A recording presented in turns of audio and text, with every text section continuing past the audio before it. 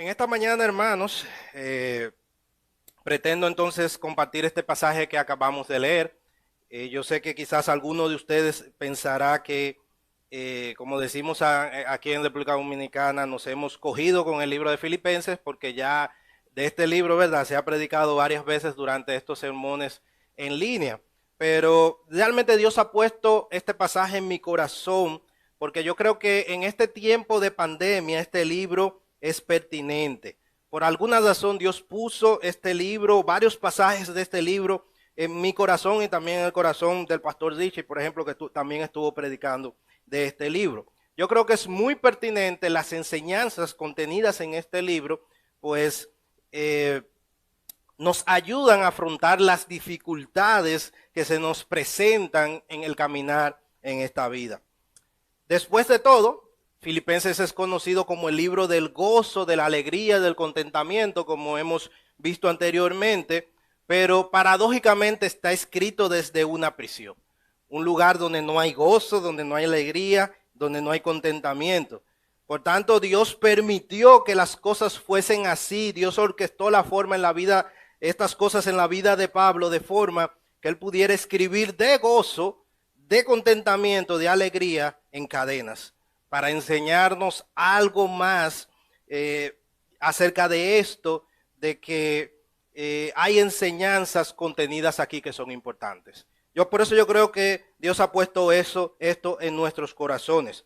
Como recordarán, hace algunas semanas ya estuve compartiendo el capítulo 4 de este libro, hablando sobre el contentamiento, y si recuerdan, allí, esa vez yo les estuve diciendo que estaba debatiendo en mi interior entre el capítulo 1 y el capítulo 4, precisamente porque eran los dos pasajes que Dios había puesto en mi corazón.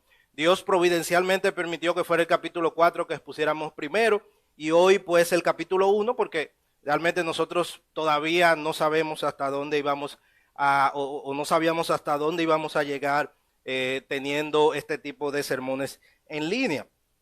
Pero Dios en su gracia y misericordia nos ha permitido que las cosas sean así. Y en este día vamos a ver este pasaje que acabamos de leer, y yo le he titulado a este sermón Exaltando a Cristo en nuestras vidas.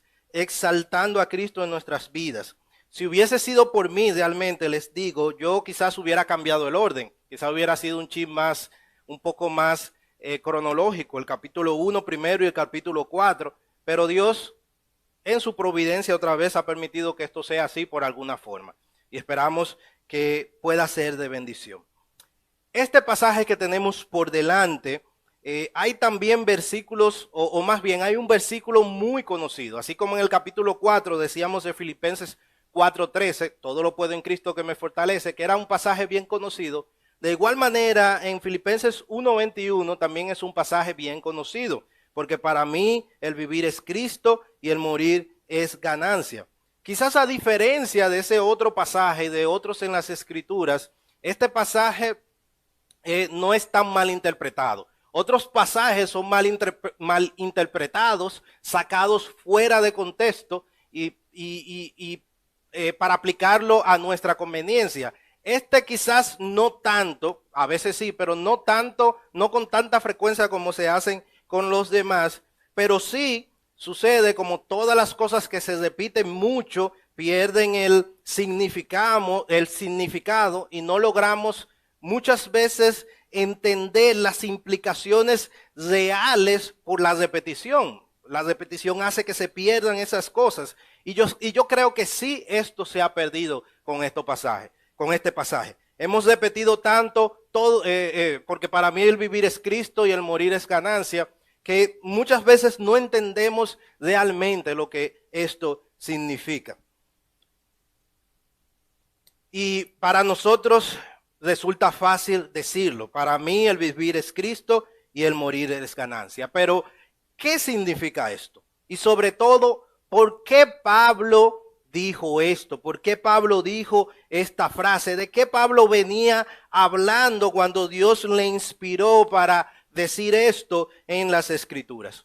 Pues esa es mi intención en esta mañana, que podamos entender un poquito esto y que podamos tener presentes las implicaciones de este versículo en su contexto, de forma que podamos examinar nuestras vidas a la luz de esta enseñanza y así nosotros podamos vivir conforme a la palabra de Dios, podamos vivir conforme a los principios que aquí se enseña, con la ayuda de Dios, por supuesto.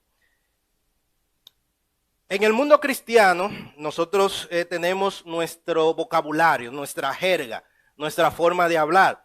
Y de las tantas frases que usamos con frecuencia, y no estoy diciendo con eso que usar una jerga, un vocabulario sea malo, sino simplemente estoy resaltando que tenemos nuestra forma de hablar, así como lo tienen los médicos, los carpinteros, los plomeros, los astronautas, los ciclistas y toda área. Tiene sus términos que son propios de ese medio en el cual se desenvuelven. También así los cristianos tenemos también nuestra forma de hablar. Y es común escuchar en nuestro medio frases como debemos vivir para la gloria de Dios. Debemos exaltar a Dios con nuestras vidas. O debemos glorificar a Dios en nuestra y con nuestra vida. Y así frases por el estilo. Y esto de exaltar a Dios, de glorificar a Dios, de magnificar a Dios en nuestras vidas, a veces lo decimos tanto que no entendemos realmente lo que significa. ¿Cómo luce esto? ¿Cómo luce una persona que está exaltando, glorificando, magnificando a Dios en su vida? ¿Cómo se ve una persona que está viviendo para la gloria de Dios? ¿Cómo cómo luce alguien que está viviendo de esta forma? La respuesta a esta pregunta pudiera ser amplia y diversa, pues es muy general y hay muchos aspectos a cubrir en la vida. Sin embargo, yo creo que en este pasaje que tenemos por delante, tenemos un ejemplo en el apóstol Pablo que nos ayuda a visualizar un poco más claro esto. Nos ayuda a entender un poco más cómo luce una persona que vive para la gloria de Dios. La vida de Pablo nos ilustra cómo una persona, o más bien cómo se ve una persona que en su vida Dios está siendo exaltado, glorificado, magnificado. Mire cómo dice el versículo 20, capítulo 1 de Filipenses que leímos. El versículo 20 dice: conforme a mi anhelo y esperanza de que nada seré avergonzado, sino que con toda confianza, aún ahora como siempre, y aquí Pablo dice, Cristo será exaltado en mi cuerpo, ya sea por vida o por muerte. O como es más común escuchar, este versículo lo leí en la Nueva Versión de las Américas, pero la Reina Valera, que es la versión que más comúnmente escuchamos, dice esta misma frase al final: ahora también Cristo será magnificado en mi cuerpo, o por vida o por muerte. La palabra aquí, magnificar o exaltar en otras versiones, o dar honor también, como traducen otras versiones, lo que quiere decir es engrandecer, glorificar, hablar altamente de alguien o de algo, tener alta estima de algo o de alguien, honrar con profundo conocimiento a alguien o a algo. Esto es lo que significa la palabra en el original, la palabra magnificar o exaltar. Lo que Pablo quiere decir con esta palabra es que él quiere con su persona, con su cuerpo, como traduce literalmente, ya sea con su vida o con su muerte, exaltar, hablar altamente, poner en alta estima y honrar con un profundo reconocimiento a Cristo. Pablo eso es lo que quiere decir. Él quiere que Cristo sea visto grandemente, altamente a través de su vida y aún de su muerte. Eso es lo que Pablo dice. Esta es la razón por la cual en el versículo 21 Pablo dice: porque para mí el vivir es Cristo y el morir es ganancia. Pablo reconoce la grandeza de Dios en todas las circunstancias, lo cual le lleva al convencimiento de que no importa que él viva o que muera, lo importante es glorificarle. Lo importante es vivir para Él, que no importa que sea en la muerte, no importa que sea en vida, lo importante es glorificar. Y eso es lo que Pablo está diciendo. Por tanto, lo que Pablo nos dice en este pasaje y en su contexto inmediato, lo que dice antes y lo que dice después, nos ayuda a identificar algunas características que son esenciales en una persona que vive de forma que exalta a Dios, que su vida magnifica a Dios. Y me gustaría compartir 3 características de una persona que su vida exalta a Dios. Pudieran haber más. Yo estoy consciente de que pudieran haber más características, no solamente en este pasaje, sino también en todas las escrituras. Pero en este pasaje, para mí, las esenciales, estas 3 características son esenciales y pueden resaltar a la vista. Y por tanto, lo vamos a resumir de esta forma en 3 características de una persona que vive exaltando a Dios en su vida. Lo primero que aprendemos es que uno que exalta a Cristo entiende, vive y proclama el evangelio. Es lo primero que vemos. En primer lugar, una persona que vive exaltando a Cristo en su vida entiende, vive y proclama el evangelio. Este pasaje para mí es una joya donde podemos ver la profundidad del entendimiento que Pablo tenía del evangelio. Lo profundo del entendimiento de Pablo en cuanto al evangelio. A pesar de estar preso, a pesar de estar en prisión, Pablo no se preocupa por él, sino por el evangelio. Mira cómo dice el versículo 12. Quiero que sepan, hermanos, que las circunstancias en que me he visto envuelto han redundado en un mayor progreso del evangelio. De tal manera que mis prisiones por la causa de Cristo se han hecho notorias en toda la guardia pretoriana y a todos los demás. La mayoría de los hermanos, confiando en el Señor por causa de mis prisiones, tienen mucho más valor para hablar la palabra de Dios sin temor. Noten cómo Pablo no está preocupado porque él está preso. Pablo está preocupado porque el evangelio está avanzando. Ese es su gozo, esa es su alegría. Vean cómo sigue diciendo. Algunos a la verdad predican a Cristo aún por envidia y debilidad, pero también otros lo hacen de buena voluntad. Estos lo hacen por amor, sabiendo que he sido designado para la defensa del evangelio. Aquellos proclaman a Cristo por ambición personal, no con sinceridad, pensando causarme angustia en mis prisiones. Entonces, ¿qué? Y aquí Pablo subraya, que de todas maneras, ya sea fingidamente o en verdad, Cristo es proclamado. Y en esto me regocijo y sí me regocijaré. Pablo está preocupado no solamente por él, sino porque el evangelio sea predicado. Y esto es algo que podemos notar en lo que hemos leído. Esa era su preocupación.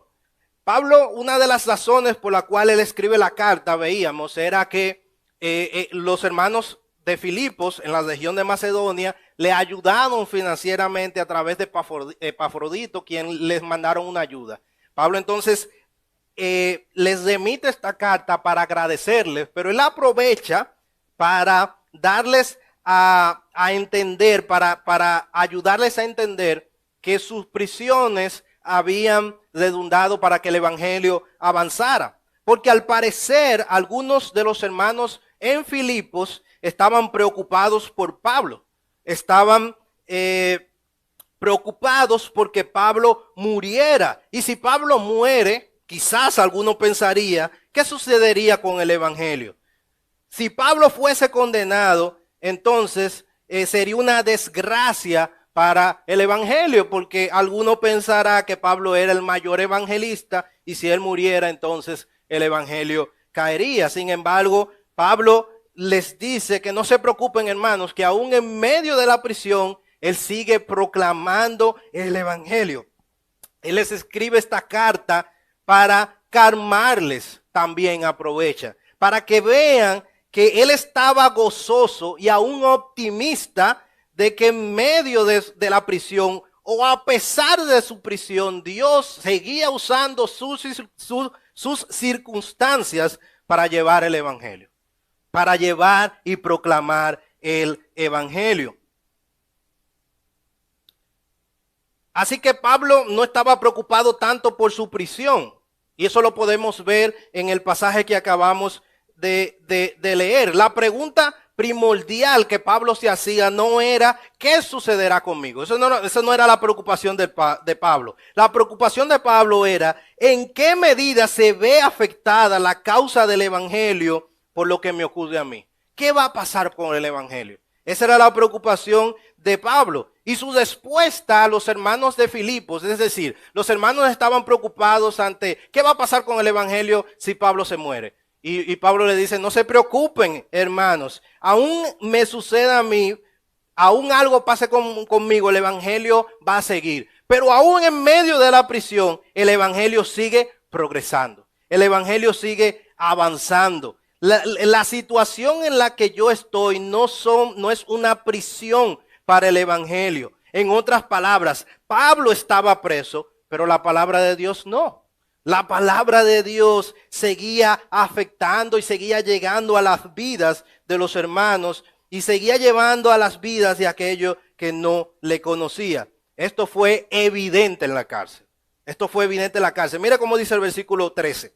De tal manera que mis prisiones por la causa de Cristo se han hecho notorias en toda la guardia pretoriana y a todos los demás.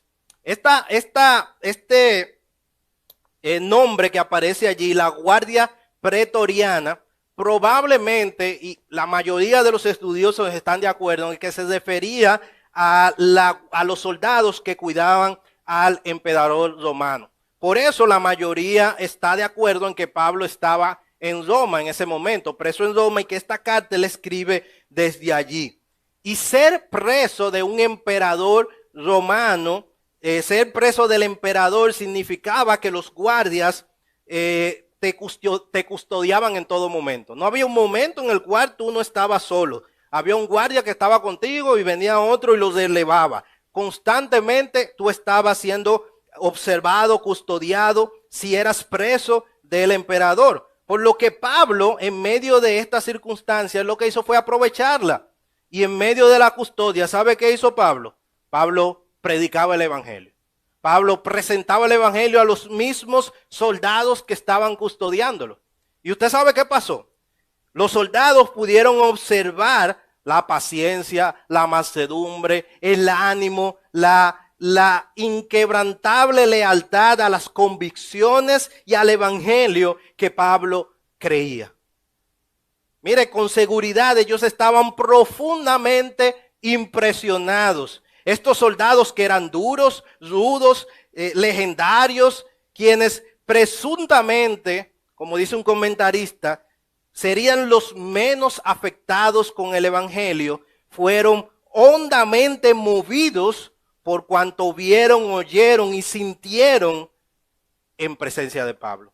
Ellos pudieron ver de Pablo el evangelio. Ellos escucharon de Pablo la forma en cómo él hablaba de sus amigos cuando estos venían a visitarlo. O cómo Pablo entonces le dictaba las cartas a su secretario, o cómo Pablo oraba a Dios, o incluso cuando les predicaba a ellos mismos. No es difícil imaginar entonces que al principio probablemente estos soldados no miraban a Pablo muy bien. Lo miraban con cierto desdén, lo miraban con cierta aprensión y quizás ni siquiera le prestaban atención al inicio. Podemos imaginar con facilidad eso. Pero poco a poco se fueron interesando en él. Poco a poco le fueron prestando atención. Y lo que aprendieron de Pablo, poco a poco se fue divulgando entre todos. Poco a poco se fue extendiendo la voz y muchos entonces pudieron también escuchar el testimonio de Pablo. En Filipenses 4:22, Pablo dice allí, y de esta forma la noticia corrió de guardia en guardia a sus familias y a la casa del César. Note hasta dónde llegó la predicación del evangelio, Pablo estando preso, porque seguía predicando el evangelio, aún hasta la casa del mismo emperador llegó el testimonio de Pablo, porque el evangelio no estaba en cadenas. Y la vida de Pablo es un ejemplo en esto. Su prisión, estando en prisión, el evangelio impactó a todos los que rodeaban al emperador y podemos decir hasta a todos los habitantes de Roma en sentido general. Sería para mí no difícil de imaginar que todos los habitantes del Imperio Romano conocían del famoso preso cristiano, porque Pablo se encargó de eso. El caso de Pablo, o mejor dicho, la causa de Cristo se convirtió en lo que todo el mundo hablaba en el pueblo. Y eso es lo que Pablo les dijo que significaba progreso del evangelio. El evangelio no estaba en cadenas, aunque Pablo sí. Él seguía predicando el evangelio, y con esto calmaba a los hermanos, diciéndoles: no se preocupen, aunque yo muera, el evangelio no está en cadenas, el evangelio no está preso, el evangelio es de Dios, seguirá avanzando. Pablo nos enseña que las circunstancias no deben detener el avance del evangelio. Uno que vive exaltando a Dios en su vida debe entender que predicar el evangelio no es algo circunstancial. Como el mismo Pablo dice en Timoteo, debemos hacerlo a tiempo y fuera de tiempo. Es todo lo contrario. Es en las peores circunstancias donde Cristo debe ser más evidente en nosotros. O dicho de otra forma, Dios permite las circunstancias en nuestras vidas, y muchas veces no buenas, para que Cristo sea engrandecido en nosotros, de forma que otros puedan verle y escucharle a través de nosotros, y que puedan entender que lo necesitan. Puedan entender que necesitan a Cristo. Escucha lo que dice el siguiente comentarista, Wisby, en su estudio expositivo de la epístola del libro de Filipenses. Cito: era posible que Pablo fuese hallado traidor a Roma y ejecutado. El juicio preliminar aparentemente fue a favor de él. Sin embargo, había que esperar el veredicto final, ya que Pablo tenía la mente sencilla. No consideraba su cuerpo como su propia posesión, porque su único deseo era el de magnificar a Cristo en su cuerpo. ¿Necesita Cristo ser magnificado? Después de todo, ¿cómo puede un ser humano magnificar al Hijo de Dios? Bien, las estrellas son mucho más grandes que el telescopio, y sin embargo, el telescopio las magnifica y las acerca. El cuerpo del creyente tiene que ser como un telescopio, el cual acerca a Cristo a la gente. Para la persona común, Cristo es un personaje nebuloso que vivió hace siglos. Mas, cuando un inconverso observa a un creyente pasar por una crisis, puede ver a Cristo magnificado y mucho más cercano. Para el creyente con la mente sencilla, Cristo está con nosotros aquí y ahora. Y añade Wisby, el telescopio acerca las cosas distantes, y el microscopio hace que las cosas pequeñitas se vean grandes. Para el inconverso, Cristo no es muy grande. Otras personas y otras cosas son mucho más importantes. Más, cuando el inconverso observa al creyente pasar por una crisis, debe ver cuán grande es Cristo en realidad. El cuerpo del creyente es una lente que hace a un Cristo pequeño verse grande y a un Cristo distante verse cercano. Fin de la cita. Me encanta esta analogía, esta ilustración que hace este comentarista. Porque nosotros debemos vivir de una forma que los no creyentes puedan ver que Cristo es grande y que Cristo está cercano. Esto es exaltar a Cristo con nuestras vidas. Los demás no solamente necesitan escuchar el evangelio, pero también necesita ver el evangelio aplicarse a nuestra vida. Y también lo contrario, los demás no solamente necesitan ver el evangelio aplicado en nuestras vidas, necesitan también escucharlo. Son caras de una misma moneda. Debemos vivir de tal forma que yo no sea el protagonista, que yo sea menos y él sea más, que él sea exaltado, que él sea engrandecido, que él sea magnificado. Eso es vivir para la gloria de Dios. Eso es vivir sin importar las circunstancias. Nosotros seguimos predicando el evangelio. Y es importante que hagamos una aclaración aquí pertinente. El evangelio es un mensaje, eso lo sabemos. El evangelio es el mensaje más grande y más importante de toda la historia de la humanidad. Pero al mismo tiempo, el evangelio es más que un mensaje. Y quiero aclarar esto. Una vez leí, no recuerdo dónde, pero una vez leí que el evangelio es más que un mensaje, es una persona y es Cristo. Y esto es verdad. Muchas veces pensamos que simplemente hablar, hacer el típico mensaje de salvación, yo estoy cumpliendo.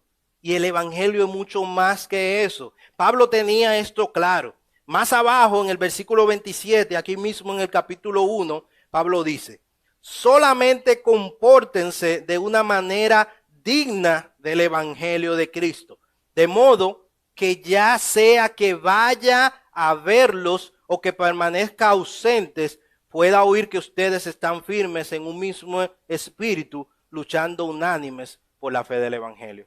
Noten cómo para Pablo el evangelio es mucho más que un mensaje. Para Pablo el evangelio que es proclamado es la razón que debe motivarnos a comportarnos de manera digna, teniendo ese mismo mensaje como el parámetro o norma que nos guía. Debemos comportarnos de una manera digna del evangelio de Cristo. Como dice la Reina Valera de 60, debemos comportarnos como es digno del evangelio. ¿Sabe por qué? Porque el evangelio no es un mensaje, no es un contenido. El evangelio es Cristo, quien vino a este mundo, se encarnó, fue a la cruz del Calvario por nuestros pecados, murió nuestra muerte, nos adjudicó su vida y nos libró de la condenación por ese sacrificio maravilloso, glorioso. Ese es el evangelio. Por tanto, es vivir por el evangelio, es vivir de acuerdo a Cristo.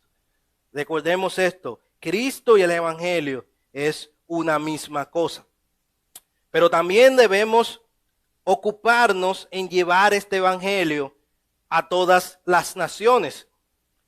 Todos nosotros somos partícipes de ello, no solamente algunos cuantos misioneros que son llamados a tener una responsabilidad en cuanto a esto. Mira cómo dice el versículo 3, volviendo un poco hacia atrás. Versículo 3, dice Pablo ahí mismo en el capítulo 1, doy gracias a mi Dios siempre que me acuerdo de ustedes. Pido siempre con gozo en cada una de mis oraciones por todos ustedes, por su participación en el evangelio desde el primer día hasta ahora.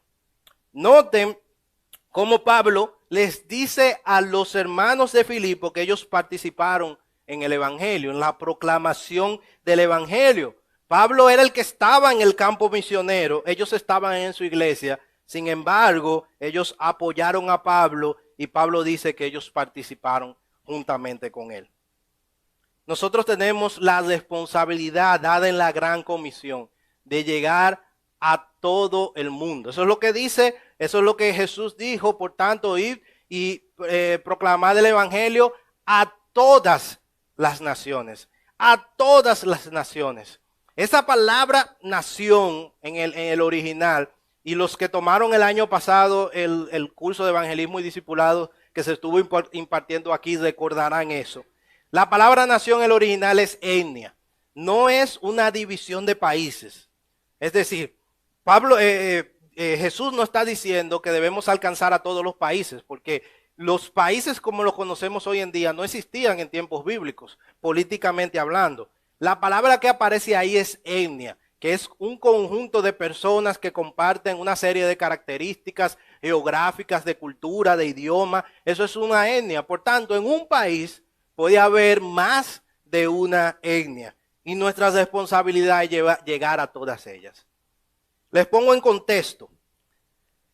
En el mundo se estima que hay alrededor de 17,000 etnias y se estima que se han alcanzado aproximadamente 10,000 de esas etnias. Eso es lo que quiere decir que aún faltan 7,000 etnias por alcanzar. Esto es aproximadamente el 40% de las etnias. La mayoría de estas etnias están en los países musulmanes e hindúes, donde está, de hecho, la mayoría de la población del mundo.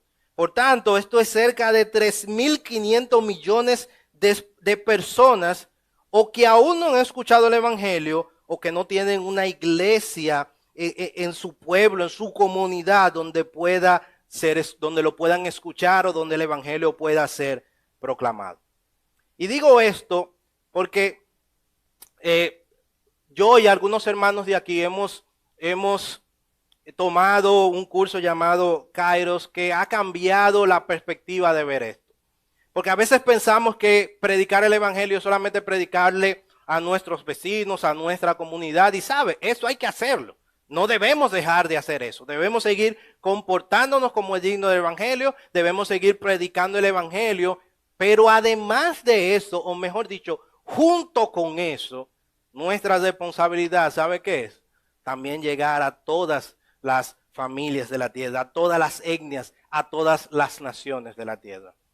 Y algunos se dirá, pero yo no tengo ese llamado. Es cierto, otra vez, Dios llama quizás a algunos a que vayan al campo misionero, pero noten como dice Pablo. Pablo era el que estaba en el campo misionero, pero él da gracias a los hermanos de Filipos porque ellos participaron juntamente con él. Y nosotros también tenemos la responsabilidad de participar en que el evangelio pueda llegar a aquellas naciones, a aquellas etnias que todavía el evangelio no llega.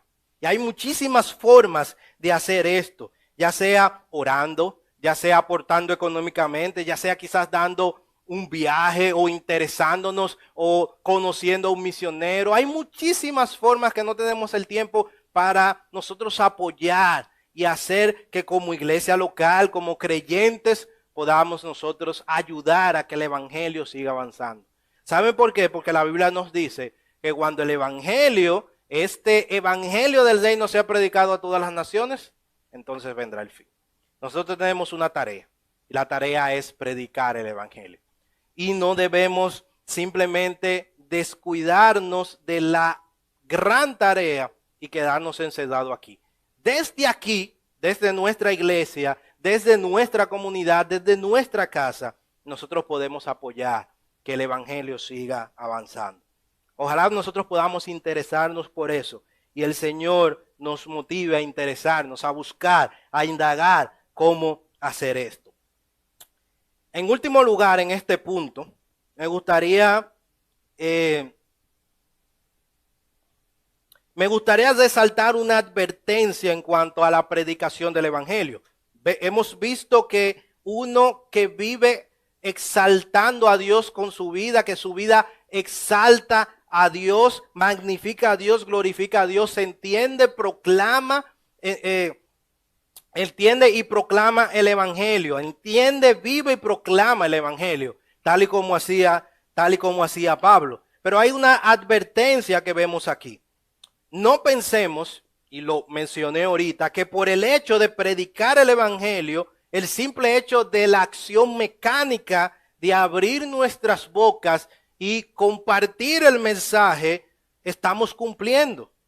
Debemos de hacer algo mucho más allá y por eso es que el punto es entender y vivir el evangelio. No solamente proclamar, debemos entender y vivir el evangelio y también proclamarlo.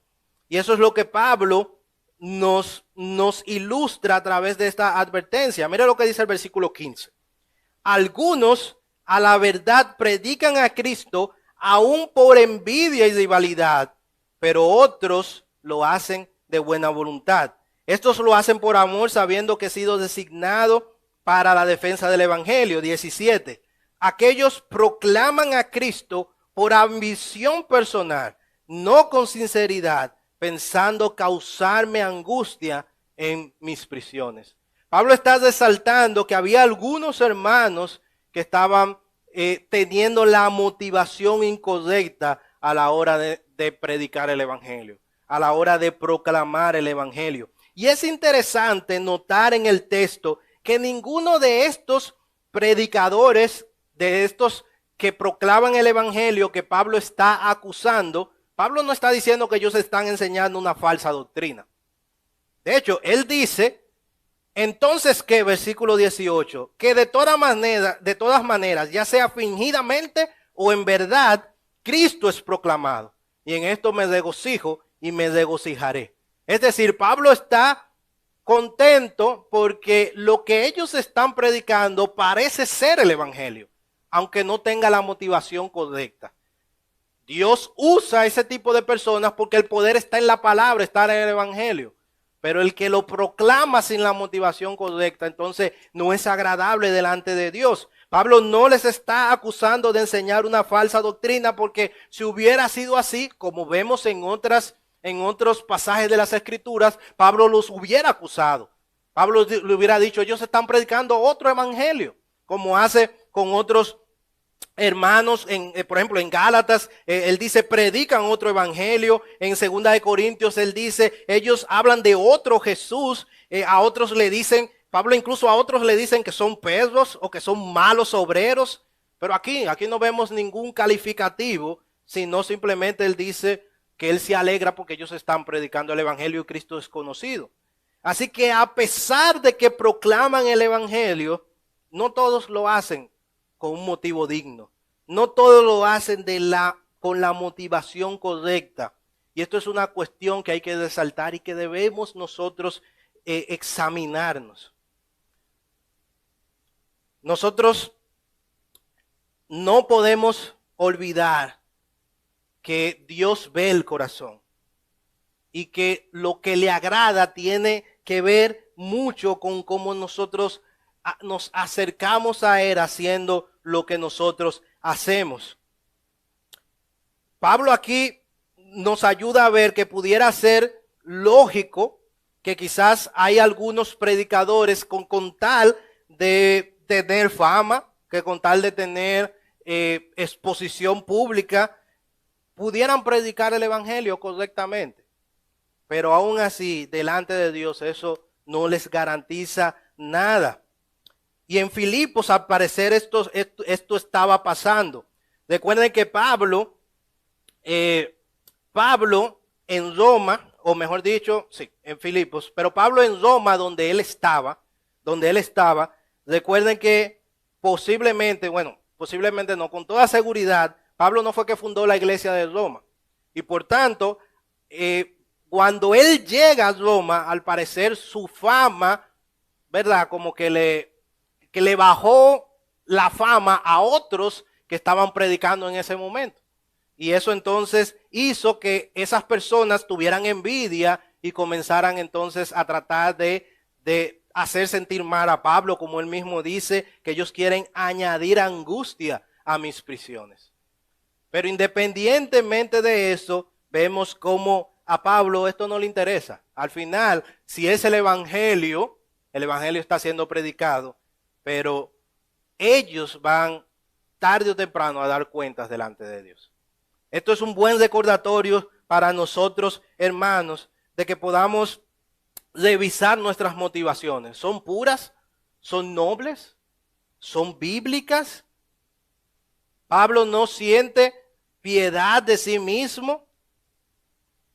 De hecho, Pablo no siente piedad de sí mismo porque estos predicadores estaban añadiéndole angustia. Vemos que la magnificación de Cristo en la vida de Pablo era tal que aún a pesar de esas tribulaciones que estos personajes les estaban haciendo pasar, Pablo con eso no le quitaba el sueño, por así decirlo. ¿Por qué? Porque él estaba contento porque el evangelio seguía siendo predicado. pero para nosotros es una advertencia de que revisemos nuestras motivaciones. Pudiéramos estar viniendo a la iglesia, pudiéramos estar frente a la pantalla, pudiéramos estar diciéndole a las personas, Cristo te ama, ven a Él, pudiéramos estar haciendo todo eso y no pudiéramos estar agradando a Dios. Eso es siempre un buen recordatorio. Por eso Cristo allí en el Sermón del Monte, cuando Él dice que allá en la eternidad, cuando estemos frente a Dios, algunos le van a decir, Señor, pero en tu nombre yo hice esto, echamos fuera demonios, yo fui a la iglesia, yo predicaba. ¿Y qué Jesús le dijo? Nunca os conocí. Porque la motivación no era engrandecer a Cristo. La motivación no era que Cristo fuera conocido. Los hermanos de Filipos estaban preocupados porque si Pablo moría, el evangelio iba a bajar. ¿Y sabe lo que Pablo le dice? No se preocupe por mí, el evangelio va a seguir avanzando. La preocupación de Pablo no era él mismo. La preocupación de Pablo era el evangelio. Y esto nos ayuda a ver si realmente nosotros estamos exaltando a Cristo. Porque si nuestra preocupación somos nosotros, si la preocupación es nuestra vida, debemos examinarnos para que tengamos las motivaciones correctas. Muchos quizás en esta pandemia, la primera reacción pudo haber sido de miedo, de pánico, de encerrarme, de no querer que nadie me toque, que nadie me hable. Si Pablo hubiera vivido en este tiempo, yo no le voy a decir que Pablo iba a salir sin mascarillas y que Pablo iba a estar con un megáfono en una esquina. Yo no voy a decir eso.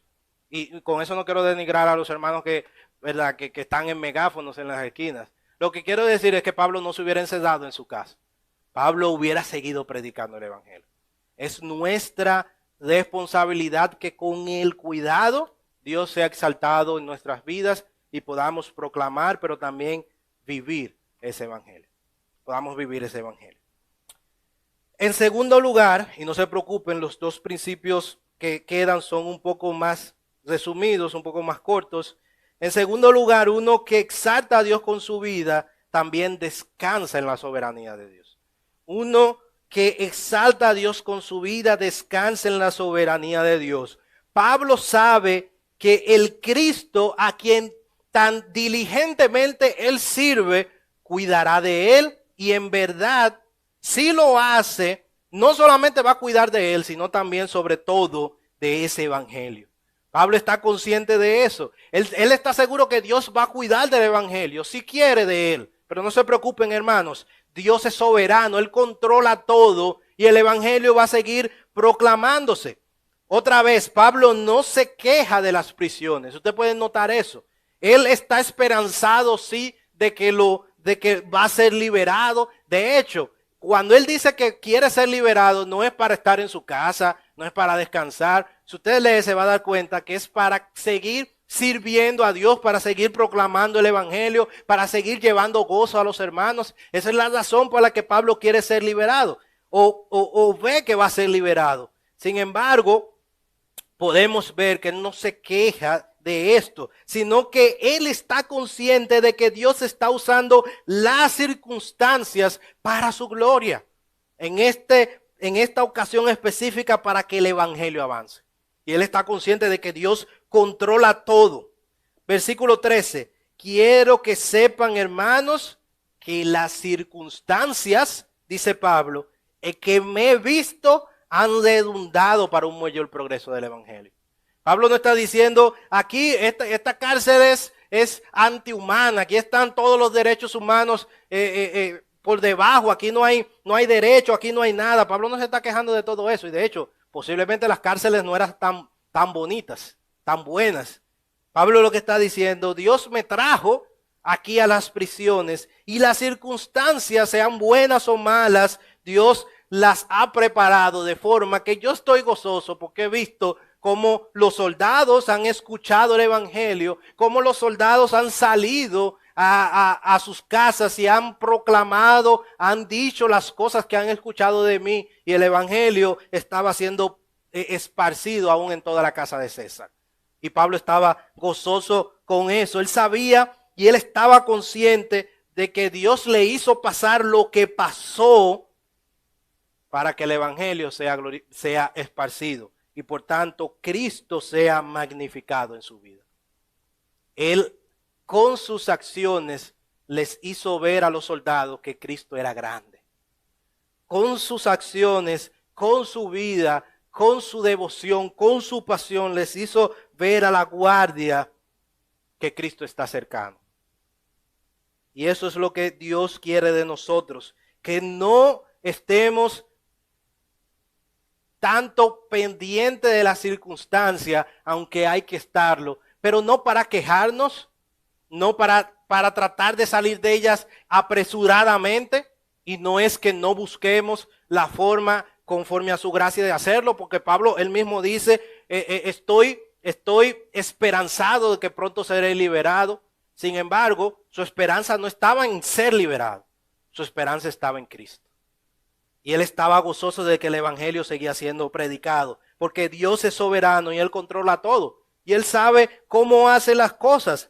Pablo aún veía los obstáculos que otros ponían como la soberanía de Dios. Y ya nosotros vimos cómo estos hombres que no tenían la motivación correcta, que eran piedra de tropiezo, quizás puesta por Satanás para obstaculizar y detener la marcha del evangelio, se convirtieron en puntos de apoyo para que el evangelio siguiera avanzando, en escalones para que el evangelio siguiera subiendo y avanzando en la comprensión y en la apreciación de parte de los habitantes de Roma en la profunda verdad redentora de Dios. Él no se queja de ellos en sentido de que Dios le desea maldición, de que él le desea maldición, no. Pablo le dice, verdad, ellos no lo pueden hacer por el motivo correcto, pero al final Dios ha usado eso para él engrandecerse. Yo estoy tranquilo con eso, yo estoy esperanzado con eso, y gloria a Dios por eso. Gloria a Dios por eso, él está consciente de esa verdad. Más abajo en el versículo 29 vemos esta realidad en Pablo. En el versículo 29 Pablo dice, porque a ustedes se les ha concedido por amor de Cristo no solo creer en Él, sino también sufrir por Él, teniendo el mismo conflicto que vieron en mí y que ahora oyen que está en mí. Pablo en ese versículo dice que aún los sufrimientos están bajo el control de Dios. Él dice, Dios les ha concedido no solamente creer, sino también sufrir por causa de Él. Por eso Pablo está tranquilo, porque él sabe que él está en la cárcel, porque Dios quiere que esté en la cárcel, con un propósito. Por tanto, Pablo eso le da tranquilidad, porque él descansa en Dios, él descansa en su soberanía, él sabe que todas las cosas obran para Dios, y eso da como fruto el gozo, el contentamiento. Por eso es que vemos eso en toda la carta, porque él descansa en Dios y sabe que lo que Dios hace es para bien. Yo sé que esto es de las cosas que son fáciles de decir, no tan fáciles de hacer, pero posibles, si tenemos fe y confiamos en Dios. Este versículo me encanta, el versículo 29 que acabamos de leer, porque Pablo no solamente reconoce que los sufrimientos vienen de Dios, Pablo también aún dice que el creer, esa fe que nos permite conocerle, que nos permite relacionarnos con Dios, fue dado por el mismo Dios, nos fue concedido por Él. Y por tanto, ¿y el sufrimiento? Claro que también el sufrimiento. ¿Por qué no el sufrimiento? Si el creer, si lo que nos permite tener una relación con Dios fue Él, en su gracia y misericordia, que nos los concedió. Por tanto, el sufrir es también algo que Él orquesta, es algo que Él lo planifica de forma que es para nuestro bien, y al mismo tiempo, eso significa al mismo tiempo que Él es más exaltado en nosotros, que Él es más glorificado en nosotros. Esta debe ser la mentalidad con la que nosotros enfrentemos las circunstancias que vengan a la vida. Van a venir momentos duros en nuestras vidas, Van a venir enfermedades, van a venir pérdidas de familiares, van a venir accidentes, van a venir problemas financieros, vendrán malos entendimientos con otras personas y así pudiéramos citar muchas otras cosas que van a ser duras. Pero si nosotros descansamos en la soberanía de Dios, vamos a poder dar a conocer a los demás que Cristo es grande. Esto es la soberanía de Dios, descansar en la soberanía de Dios. Es por esto que es una característica de uno que vive exaltando a Dios con su vida. No solamente predica el evangelio, no solamente lo vive, no solamente lo entiende, sino que también descansa en Dios y por tanto lo hace con gozo, lo hace con contentamiento, que precisamente es el último principio. Ya vimos que en primer lugar uno que vive exaltando a Dios es uno que entiende, vive y proclama el evangelio. En segundo lugar es uno que descansa en la soberanía de Dios. Y en tercer y último lugar es uno que está satisfecho en la persona de Dios y no en lo que hace. En uno que encuentra satisfacción en Dios, en su persona y no en lo que hace. Eso es tan real en la vida de Pablo que, como hemos leído, él prefiere morir y estar con Cristo. Él lo dice literalmente allí, que es mucho mejor. Como dice la Reina Valera, que es muchísimo mejor. Pablo no quiere estar aquí. Pablo no quiere estar debajo de este lado de la eternidad, en esta realidad. Pablo no quiere estar en este mundo. Pablo quiere estar con Cristo. Pablo quiere estar con Él. Si fuera por Pablo, él estuviera con Cristo. Eso lo vemos en versículo 21. Pablo dice, por tanto, versículo 21, pues para mí el vivir es Cristo y el morir ganancia. Y dice Pablo en el versículo 22, pero si el vivir en la carne, esto significa para mí una labor fructífera, entonces no sé cuál escoger. Pero de ambos lados me siento apremiado, teniendo el deseo de partir y estar con Cristo, pues es mucho mejor. Su anhelo es estar con Cristo. Él está satisfecho con Cristo. Uno que exalta a Dios no se llena con las cosas materiales de este mundo. Uno que exalta a Dios, magnifica a Dios con su vida, no lo llena el dinero, no lo llena aún las relaciones, lo llena a Dios y lo llena sus cosas. Ninguna otra cosa fuera de ahí.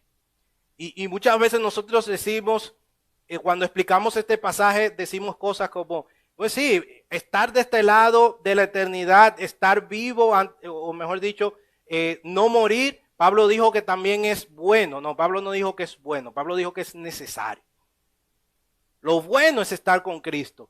Y él dice, pero como es necesario estar de este lado, si vamos allí, versículo, noten cómo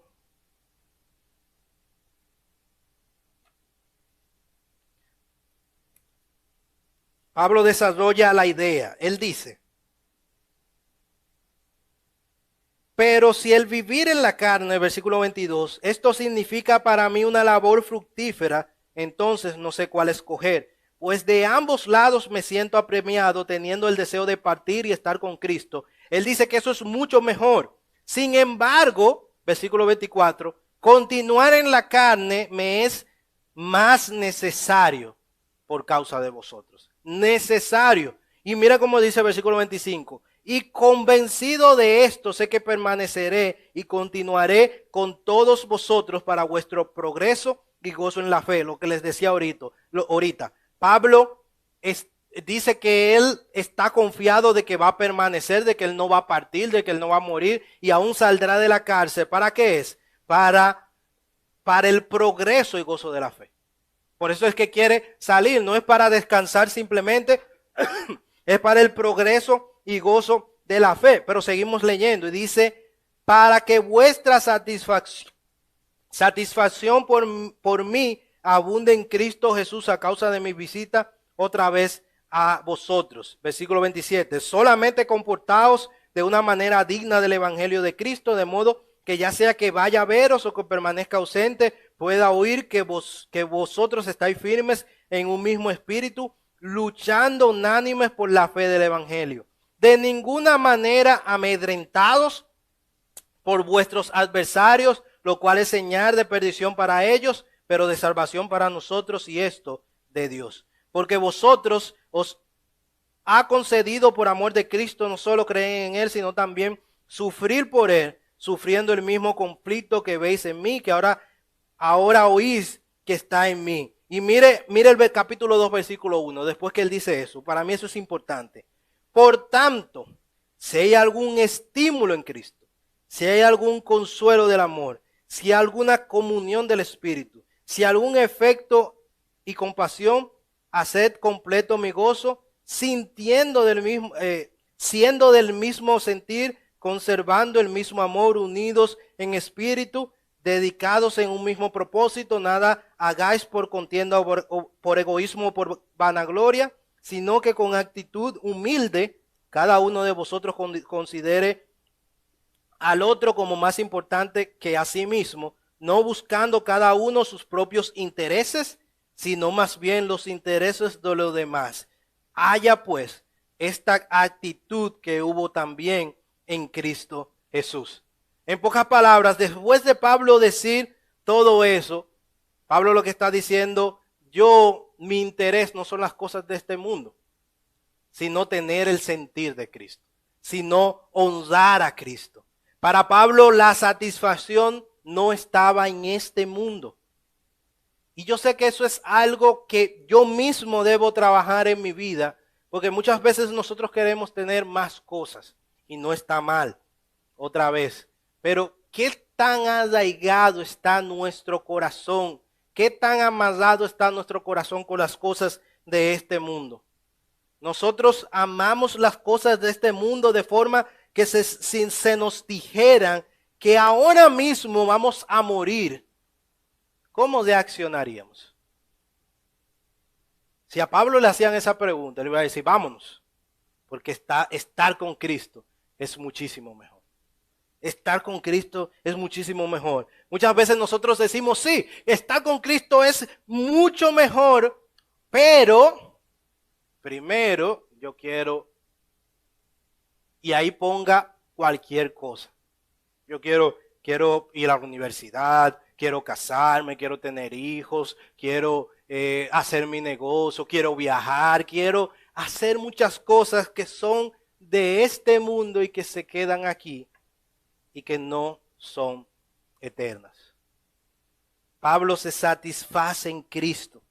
Me gusta una frase de Piper. Piper dice que es bien conocida por esta frase, de que Dios es más glorificado en nosotros mientras más estamos satisfechos en Él.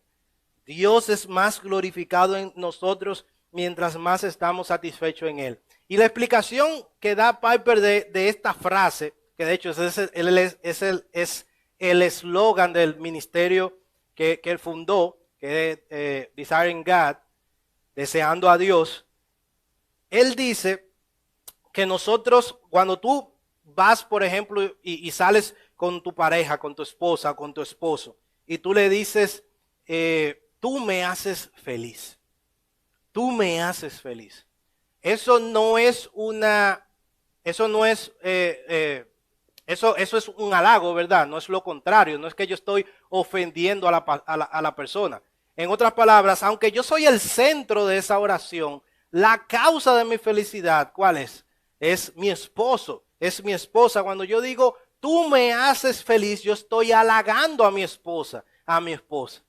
Pues algo parecido, algo similar, o es lo mismo con Dios. Mientras Dios sea la fuente de nuestro contentamiento, mientras Dios sea la fuente de nuestra felicidad, mientras más estamos satisfechos en Él, Él se va a glorificar más en nosotros. porque vamos a estar menos pendientes de las cosas de este mundo y más de las cosas eternas. Nuestra mirada estará en los cielos y no estará aquí en la tierra. Si Dios me envía recursos materiales, no serán para acumularlos, sino serán para su reino, para sus cosas, para su gloria. Y si Él lo quita, gloria a Dios, bendito sea su nombre. Si Él da más, gloria a Dios, bendito sea su nombre. Si Él quiere que yo tenga una casa grande, pues amén. Si Él quiere que yo tenga una casa pequeña, amén. Si Dios quiere que yo me case, amén. Si Dios quiere que yo no me case, amén. Si Dios quiere que yo vaya a la universidad, amén. Si Dios quiere que no vaya a la universidad, amén. Y usted puede seguir poniendo cuantos ejemplos quiera. Al final, descansar en la soberanía de Dios, estar satisfechos en Dios, nos permite que Él sea más grande en nosotros y nosotros más pequeños. Esto es cómo vive a la luz de este pasaje y a la luz del ejemplo de Pablo, una persona que glorifica a Dios. Otra vez, yo sé que esto es fácil de decir, no tan fácil de hacer, pero si lo entendemos, hermanos, si logramos comprender que debemos estar satisfechos en Dios, que debemos de descansar en su soberanía y debemos predicar el evangelio, no importa las circunstancias, entonces podremos decir realmente que Dios es glorificado en nosotros, que Dios es magnificado en nosotros. Examinemos nuestra vida a la luz de estas enseñanzas, de estos principios, de estas características, para que si no estamos viviendo así, podamos con la ayuda de Dios comenzar a hacer los pasos necesarios y pedir aún ayuda si es necesario. Porque al final lo más importante, si decimos que lo más importante es Dios, y se nos presenta la oportunidad hoy de partir de este mundo, nosotros deberíamos decir, gloria a Dios, nos vamos. Vamos a estar con Cristo, que es mucho mejor. Para el mundo, la muerte es tristeza. Para el mundo, la muerte es miedo, es temor, es pánico. Para el creyente, es gozo. ¿Por qué? Porque va a ver a su Señor. Va a estar con su amado. Va a estar con su glorioso Señor. Examinemos nuestra vida a la luz de esto. Y ojalá que si hemos entendido, podamos tener como meta en nuestra vida que Él sea glorificado, exaltado, magnificado en nosotros. Oremos.